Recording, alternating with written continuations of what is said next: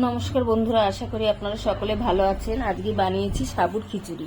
এটি একাদশী কিংবা যে কোনো উপোসের দিন বানাতে পারেন। তাহলে চলুন কি করে বানিয়েছি দেখা যাক। এখানে আমি সাবু, এই কাপের 1 কাপ সাবু নিয়ে ভালো করে ধুয়ে নিয়েছি 2-3 বার করে।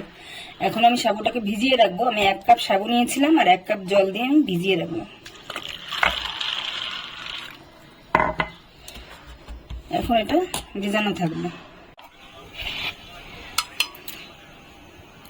সাবুটা আমার 3.5 ঘন্টার মতন ভেজানো ছিল।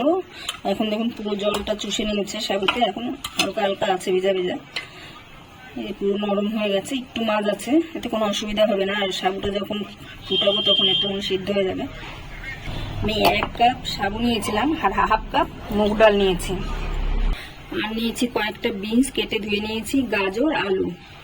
আমি একটা কড়া বসিয়েছি, এখন ডালটাকে আমি ভেজে নেবো। ডালটাকে আমি হালকা লাল লাল করে ভাজবো। এই যে ডালটা আমার হালকা লাল লাল ভাজা হয়ে গেছে, আমি এখন গ্যাসটা বন্ধ করে দিচ্ছি। আমি এখন ডালগুলোকে ধুয়ে নেব। ডালটাকে আমি ধুয়ে সিদ্ধ বসিয়ে দিয়েছি। ডালটা সেদ্ধ হচ্ছে, আমি এদিকে একটু কড়াই বসিয়েছি। এখন এই সবজিগুলো ভেজে নেব। সব সবজিগুলো একসঙ্গে আমি দিয়ে দিচ্ছি। এর মধ্যে আমি সামান্য একটু লবণ দিয়ে সবজিগুলোকে ভেজে নেব।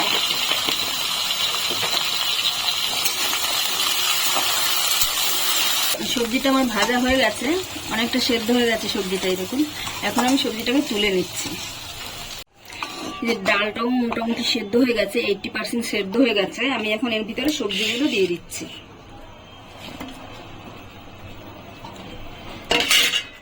সবজিগুলো দিয়ে নেড়ে নেবো। এখন আমি এর ভিতরে গরম জল দেবো। আমি এই খিচুড়ির জলটা পুরো একসঙ্গে দিচ্ছি না, গরম জল অল্প অল্প করে দেবো। আমি এখন এর মধ্যে কিছুটা দিয়ে দিচ্ছি গরম জল।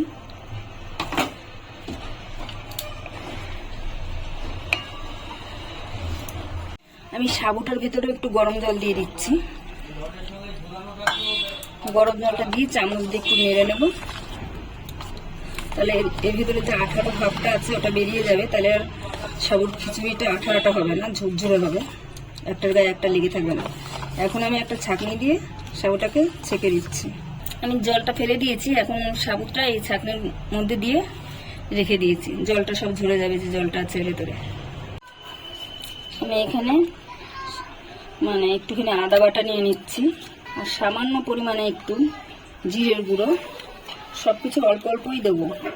সাবুর খিচুড়িতে বেশি মশলা ভালো লাগবে না, তো সামান্য অল্প অল্প মশলা দিচ্ছি। আমি দিচ্ছি একটু ধনের গুঁড়ো আর একটু লঙ্কার গুঁড়ো, হলুদের গুঁড়ো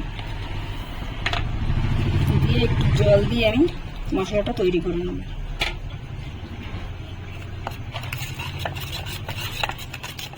আমি এখন কয়েকটা কড়াইশুঁটি দিয়ে দিচ্ছি আর দিচ্ছি স্বাদ অনুসারে লবণ। আপনারা এখানে সন্দক লবণের ব্যবহার করতে পারেন। যদি একাদশীর দিন বা উপোসের দিন খেয়ে থাকেন তাহলে এখানে সন্দক লবণ দিলে হবে। যারা নর্মাল লবণ খান তারা নর্মাল লবণই দেবেন। এখন আমি এর ভিতরে এগুলো মোটামুটি আমার সেদ্ধ হয়ে গেছে। আমি এখন সাবুগুলো দিয়ে দিচ্ছি।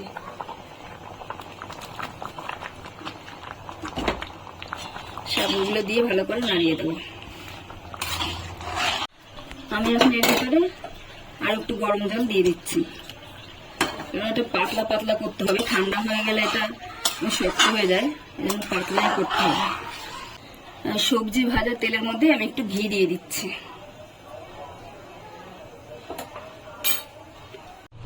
ফোড়নে দিচ্ছি আমি 2টো এলাচ ফাটিয়ে নিয়েছি, একটু দারচিনি, 2টো লবঙ্গ, তেজপাতা, শুকনো লঙ্কা আর কিছুটা জিরে।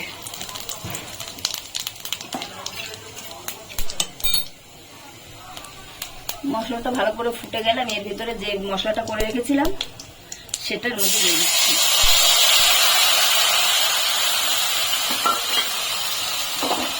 এখন আমি মশলাটাকে ভালো করে কষিয়ে নেব। মশলাটা আমার ভালো করে কষানো হয়ে গেছে। আমি এখন এই মশলাটা খিচুড়ির মধ্যে দিয়ে দেব।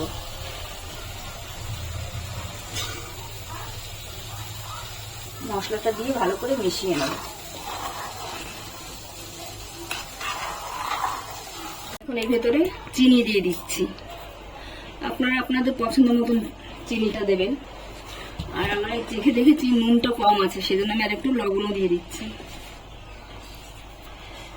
এবার ভালো করে মিশিয়ে নেব। আর বেশিক্ষণ জাল করবো না, 2-3 মিনিট জাল করব, তারপরে এখন পাতলা অবস্থায় নামিয়ে নেব। খিচুড়িটা আমার রেডি হয়ে গেছে, এরকম পাতলাই আমি নামাবো, পরে অনেকটা ঘন হয়ে যাবে। এই দেখুন আমার সাবুদানা একটার গায়ে একটা লেগও নেই, একদম সুন্দর ঝুরঝুরেও হয়েছে, একটা মানে আঠা আঠা হয়নি। এখন আমি এর ভেতরে একটু ধনেপাতা দিয়ে নামিয়ে দিচ্ছি। এখন আমি গ্যাসটা অফ করে দিচ্ছি, একটু ঠান্ডা হলে তারপরে আমি পরিবেশন করে দেখাবো। রেসিপিটি তৈরি হয়ে গেছে। ভিডিওটি যদি ভালো লাগে তাহলে একটা সাবস্ক্রাইব করবেন এবং লাইক ও কমেন্ট করবেন।